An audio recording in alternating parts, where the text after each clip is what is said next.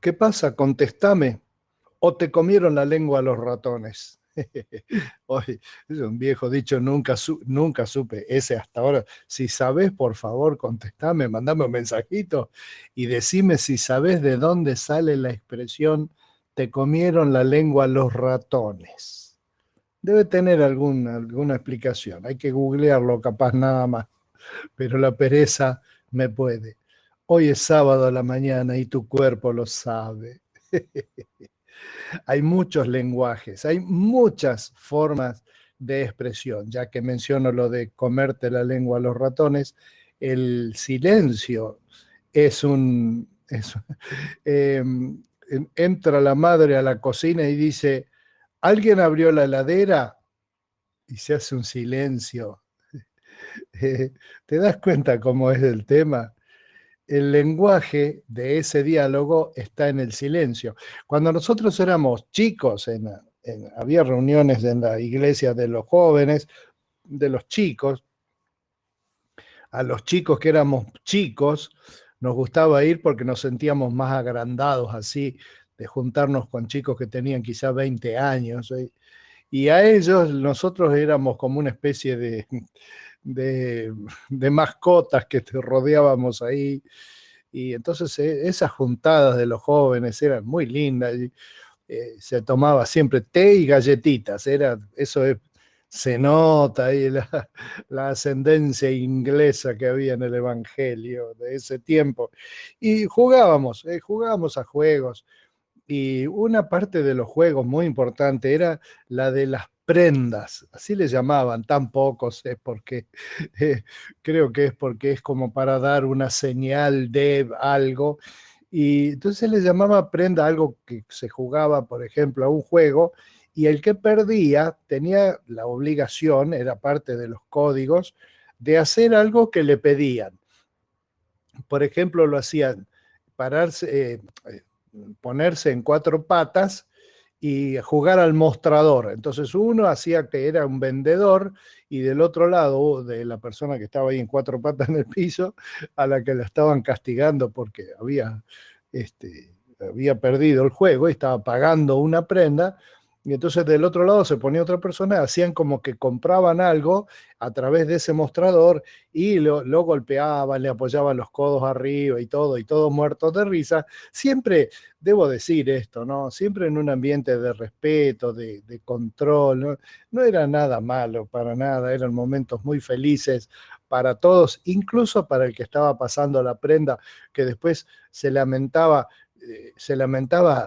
artificiosamente y decía, oh, y me equivoqué y justo me tocó una prenda, decía, ¿cómo te fue hoy en la iglesia? Y dice, ay, callate, mami, vos sabés que me tocó una prenda y me hicieron el mostrador. Dice. Entonces, uy, pero qué bárbaro, pero estaba chocha porque había sido el centro de atención de todo el grupo por un rato. Y así. Y una de las prendas era por perder a un juego que consistía en lo siguiente: todos en rueda, todos iguales.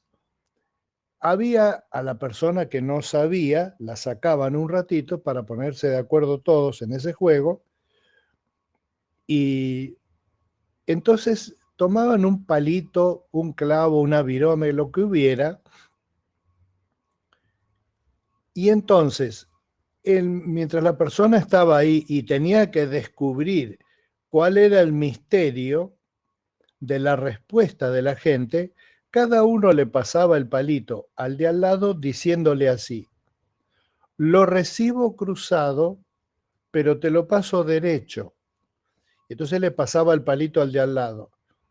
Y el palito de al lado decía, lo recibo cruzado y te lo paso cruzado.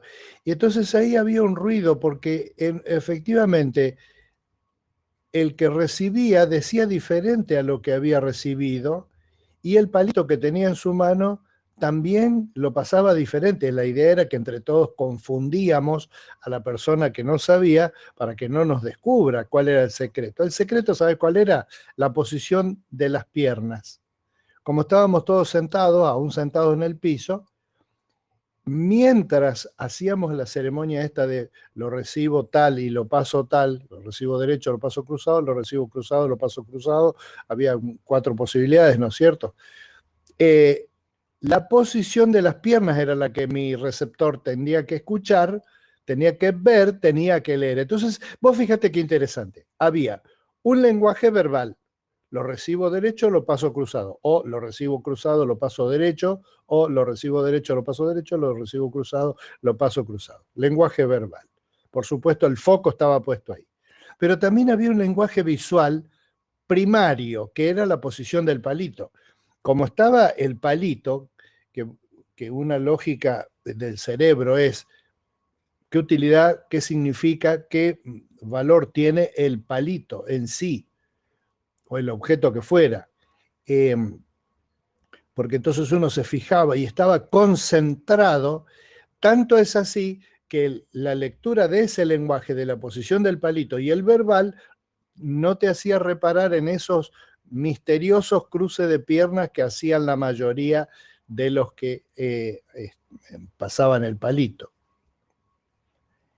Y el lenguaje social, entre todos, estaban todos ahí riéndose, y 2 que estaban haciendo ese diálogo, lo recibo cruzado, lo paso derecho, pero todos se reían sin una lógica, que es la que yo estaba tratando de descubrir. Y entonces en ese ambiente de confusión era difícil descubrir que la lógica estaba simplemente en la posición de las piernas o de los pies. Hay muchos lenguajes. En el mundo, en la vida cotidiana, nosotros tenemos muchos lenguajes, y en nuestra relación con Dios también. Por ejemplo, cuando en mi vínculo con Dios yo digo que escucho la voz de Dios, yo no es que escucho una voz, sino que estoy atento a todo, y la voz de Dios me viene por la palabra de Dios, que es la Biblia, me viene por los pensamientos que Él guía en mi corazón, Él me ayuda a pensar, me viene por escuchar a otras personas que son bien espirituales, y entonces al escucharlos yo voy entendiendo el mensaje de Dios. Hay cosas en la naturaleza donde Dios me habla, hay un mundo natural donde Dios me habla, hay una infinidad de cosas donde Dios me habla. La Biblia dice que incluso me habla por sueños, pero no el sueño estereotipado de esa persona que comió un choripán a la noche y después sueña y interpreta que todos los sueños son un mensaje de Dios. No seas vago, lee la Biblia también. En el Salmo 5 se me enfocó este pensamiento de esta mañana, donde dice en el 5.4, Salmo 5.4, David dice así: Jehová, por la mañana escuchas mi voz, por la mañana me preparo para ti y quedo a la espera. Bueno, acabo de leer algo que los cristianos, que ni siquiera los cristianos hacemos, que es hablarle a Dios y quedar a la espera. Nosotros no quedamos a la espera. Nosotros pensamos siempre que el que queda a la espera es Dios. Yo voy para acá y Dios no me sigue, no sé, le digo a Dios, Dios bendecime porque voy a hacer tal cosa, bendecí mi casamiento, bendecí mi trabajo, bendecí mi estudio, bendecí mi familia, y así ora mucha gente, que ni se dan cuenta, oran así: Señor, te pido por mi mamá que está enferma, te pido por mi tía, te pido por el gobierno, te pido por mi país, te pido por... ¿qué es lo que están diciendo en ese lenguaje? Le están diciendo a Dios: Dios, haceme caso, escúchame, seguime, yo voy para acá, así que vení conmigo y bendecí todo lo que yo hago.